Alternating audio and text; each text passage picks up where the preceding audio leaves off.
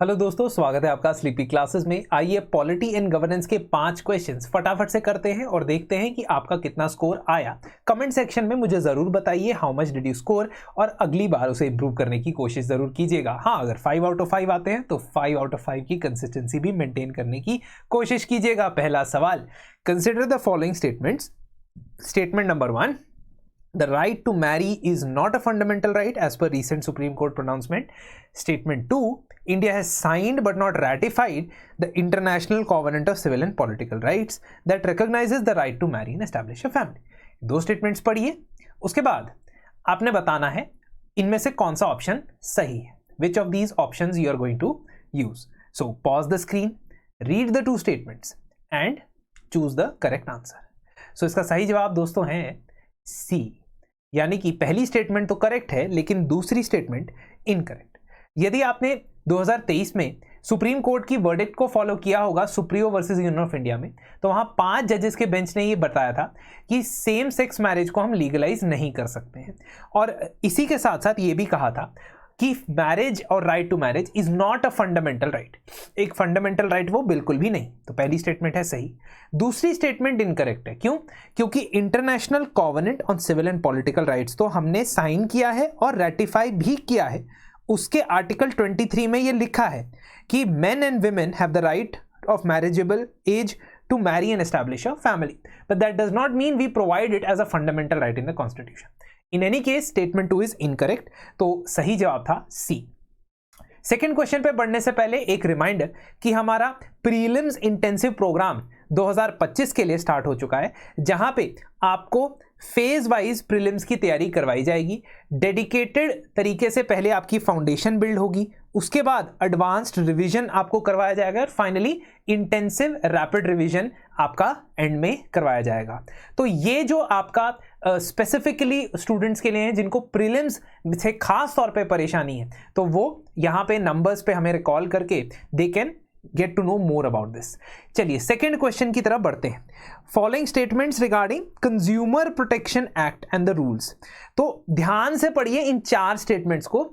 ये कह रही है कि कंज्यूमर प्रोटेक्शन एक्ट और उसके अंदर जो रूल्स डिफाइन होते हैं, because consumer protection act has been in use for multiple occasions in the last few months, especially जहां तक बात आती है misleading advertisements को लेके, जहां तक बात आती है about the even the coaching industry, तो ये इंपॉर्टेंट है। स्टेटमेंट्स पढ़िए, ठीक है। उसके बाद बताइए कि इनमें से कितनी इनकरेक्ट है। You have to tell the incorrect. मैं स्पेशल हिंट दे रहा हूं आपको। इनकरेक्ट स्टेटमेंट्स आपने पॉइंट आउट करनी है। How many of them are incorrect? So दोस्तों the answer is no one. कोई भी स्टेटमेंट इनमें से इनकरेक्ट नहीं है, यानी सभी स्टेटमेंट्स सही है। पहली स्टेटमेंट, अगर कंज्यूमर प्रोटेक्शन एक्ट 2019 की माने तो कोई भी व्यक्ति जो किसी भी लेवल पे गुड्स या सर्विसेज अवेल करता है, हायर करता है, इंक्लूडिंग ऑफलाइन और ऑनलाइन ट्रांजैक्शंस, यानी कि इलेक्ट्रॉनिक माध्यम से, वो कंज्यूमर है और उसके कंज्यूमर राइट्स हैं। Even if someone is buying from multi level marketing, MLM, है ना, लेवल सबके निकलेंगे। If even the purchase is done through multi-level marketing or the purchase is done through tele-shopping, all are included in this Consumer Protection Act. तो इसका जो scope है वो broaden किया गया था। 1986 में भी कंज्यूमर प्रोटेक्शन एक्ट था, but the scope has been broadened. Statement 1 is correct. Statement 2, a person who obtains goods free of charge, who avails services free of charge, who obtains goods for resale और commercial purpose के लिए वो कोई goods खरीदता है, commercial purpose के लिए, है ना, तो आगे बेचने के लिए, वो कंज्यूमर नहीं है।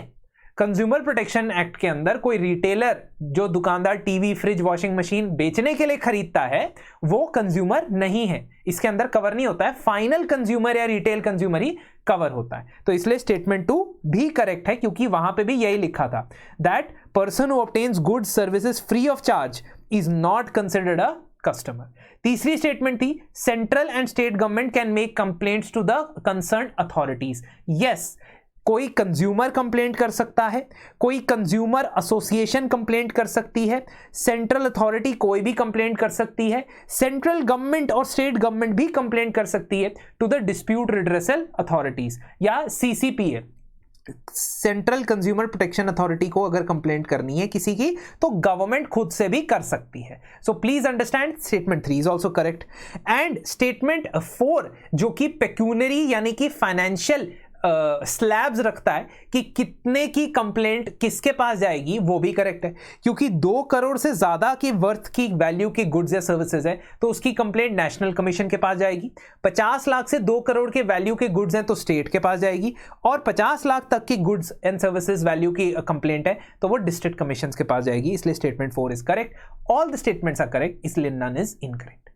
तीसरा क्वेश्चन फटाफट से प्रधानमंत्री ग्राम सड़क योजना के बारे में इस सवाल को देखें और इसे आंसर करने की कोशिश करें. 2 स्टेटमेंट्स और दोनों में से सही स्टेटमेंट बतानी है, करेक्ट स्टेटमेंट बतानी.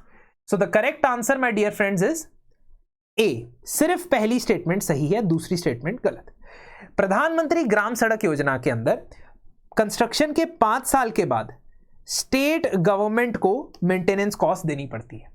This basically is a centrally sponsored scheme, लेकिन इसमें रोड बनाने के 5 साल के बाद स्टेट गवर्नमेंट मेंटेनेंस करता है, उसकी कॉस्ट बियर उठाता है. बिल्कुल सही स्टेटमेंट. दूसरी स्टेटमेंट, ये मिनिस्ट्री ऑफ रोड ट्रांसपोर्ट के अंदर नहीं बल्कि ये मिनिस्ट्री ऑफ रूरल डेवलपमेंट के अंदर फुलफिल करने वाली स्कीम. तो ग्राम सड़क योजना बहुत पुरानी स्कीम है, साल 2000 से चल रही है और इसके अलग अलग फेजेस आ चुके हैं. ये ग्राम सड़क योजना की जो स्कीम्स है स्टेट गवर्नमेंट के थ्रू बनवाई जाती हैं. इनकी डिजाइन लाइफ कम से कम एटलीस्ट 10 ईयर्स के लिए प्लान की जाती है. स्टेट जो है मेंटेनेंस के लिए 5 साल के बाद फंडिंग्स अलग से रखते हैं. नोडल मिनिस्ट्री जैसा मैंने आपको बताया रूरल डेवलपमेंट मिनिस्ट्री है. रिसेंट टाइम्स में इस स्कीम को इंप्रूव करने के लिए बहुत सारे टेक्नोलॉजिकल इंटरवेंशंस किए गए हैं. तो इस स्कीम के अंदर जो स्टैंडर्ड्स ऑफ कंस्ट्रक्शन है वो डिजाइन किए जाते हैं इंडियन रोड कांग्रेस के द्वारा पब्लिश किए गए मैनुअल्स के बेसिस पे. इसके साथ साथ national rural infrastructure development agency quality assurance programme के अंदर इसमें पार्टिसिपेट करती है. और वेरी रिसेंटली मेरी सड़क नाम का इसमें जो ऐप है वो लॉन्च किया गया ताकि सिटीजन सड़क के ऊपर फीडबैक दे सके, कंप्लेंट कर सके जो ग्राम सड़क योजना के अंदर सड़कें बनती हैं. इस पर्टिकुलर स्कीम का डिस्ट्रिक्ट लेवल पे जो मॉनिटरिंग होती है वो district development coordination and monitoring committee करती है, दिशा कमेटी, जिसको हेड करते हैं member of parliament of that particular area. And also recent times में रोड कंस्ट्रक्शन के अंदर नई टेक्नोलॉजीज जैसे कोल्ड मिक्स, वेस्ट प्लास्टिक्स का इस्तेमाल होना, सेल्फ फिल्ड कंक्रीट का इस्तेमाल करना और full depth reclamation for the maintenance इसके अंदर काम होती है. What is full depth reclamation? देखिए जब आप सड़क बनाते हैं तो उसमें 3 लेयर होती हैं, ग्राम सड़क योजना वाली या रूरल सड़क वाली. हाईवे की बात नहीं कर रहा हूं, हाईवे में डिफरेंट है.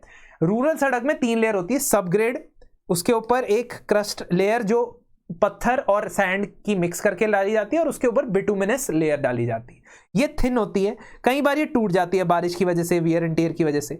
तो अब जितनी भी सड़कें टूटी हैं अब उनको रिपेयर भी करना है, मेंटेन भी करना है. तो अब स्टेबलाइज्ड रोड पेवमेंट की जाती है बाय द एफडीआर. एफडीआर का मतलब होता है फुल डेप्थ रिक्लेम की जाती है, जिससे डेप्थ इंक्रीज कर दी जाती है रोड की ताकि अल्टीमेटली जो है सड़कें टूटे ना. अब आइडियली ऑन पेपर ये होता है, आप अपने शहर में, अपने गांव में आसपास की सड़कों को देखें और जरा बताएं कि क्या ऐसा होता है या नहीं होता है.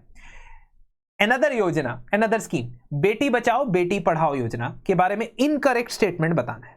इन 4 में से इनकरेक्ट स्टेटमेंट. स्क्रीन पॉज करो, आराम से स्टेटमेंट पढ़ो और उसके बाद आंसर दो. Correct answer is C. बेटी बचाओ बेटी पढ़ाओ योजना जो 2015 में लॉन्च हुई थी उसमें एक ऑब्जेक्टिव रखा गया था कि इंस्टीट्यूशनल डिलीवरीज यानी कि जो महिलाएं बच्चों को जन्म देती हैं, डिलीवरी करती हैं, वो घर पे या किसी नॉन मेडिकल सहायता वाली जगह पे ना करें, हॉस्पिटल्स, क्लिनिक्स यहां पे करें. तो 95% का इंस्टीट्यूशनल डिलीवरी टारगेट अचीव करना है. आप मुझे कमेंट सेक्शन में बताएं कि नेशनल फैमिली हेल्थ सर्वे के हिसाब से, जिसका 5th राउंड रिसेंटली कंडक्ट किया गया था, इंडिया में कितनी % इंस्टीट्यूशनल डिलीवरी हम अचीव कर चुके हैं. What is the percentage of institutional deliveries that we have achieved as per national family health survey. काम दे रहा हूं, वो भी कर लीजिएगा इसके बाद. Second, sex ratio at birth को इंप्रूव करना है बाय 2 पॉइंट्स एवरी ईयर, ये भी करेक्ट है. Fourth statement, no provision for DBT, है ना, इसमें कोई पैसा नहीं ट्रांसफर किया जाता या स्कूल कॉलेज हॉस्पिटल बनाने के लिए कोई खर्चा नहीं किया जाता, ये स्टेटमेंट भी सही है. गलत स्टेटमेंट है सी. नेशनल गर्ल चाइल्ड डे हर साल 24 जनवरी को 2008 से मनाया जा रहा है, it is not after this योजना है स्टार्टेड, द योजना से पहले 2008 से जनवरी 24 is celebrated as National Girl Child Day for promoting equal opportunities for the girl child. देखिए स्कीम से जुड़े सवाल आते हैं, एक या दो सवाल प्रीलिम्स में आता है, तो उसके लिए अपने आप को पहले से ही प्रिपेयर करके रख लेते हैं। पांचवा सवाल is about Panchayat extension to schedule areas act, यानी पेसा एक्ट ऑफ 1996। पॉज करें, क्वेश्चन पढ़ें और आंसर करने की कोशिश करें। तो PESA act, Panchayat extension to scheduled areas act में आपने बताना है कि कौन सी इन तीनों में से कितनी स्टेटमेंट सही है, कौन सी नहीं बताना है, कितनी स्टेटमेंट सही है, इतना ही बता दोगे तो चलेगा। So the answer is B, 2 statement सही है और 1 स्टेटमेंट गलत है। कौन सी स्टेटमेंट गलत है दोस्तों? पहली स्टेटमेंट गलत है। क्यों? क्योंकि PESA is not applicable in entire country, PESA is applicable only in the 5th schedule areas. तो जब पंचायती राज और म्यूनिसिपैलिटीज को 73rd 74th अमेंडमेंट से इंट्रोड्यूस किया गया था, संविधान में चेंज लाया गया था, तो वहां पे ये लिखा गया था स्पेसिफिकली कि ये चेंजेस शेड्यूल्ड एरियाज और ट्राइबल एरियाज में अप्लाई नहीं होते हैं।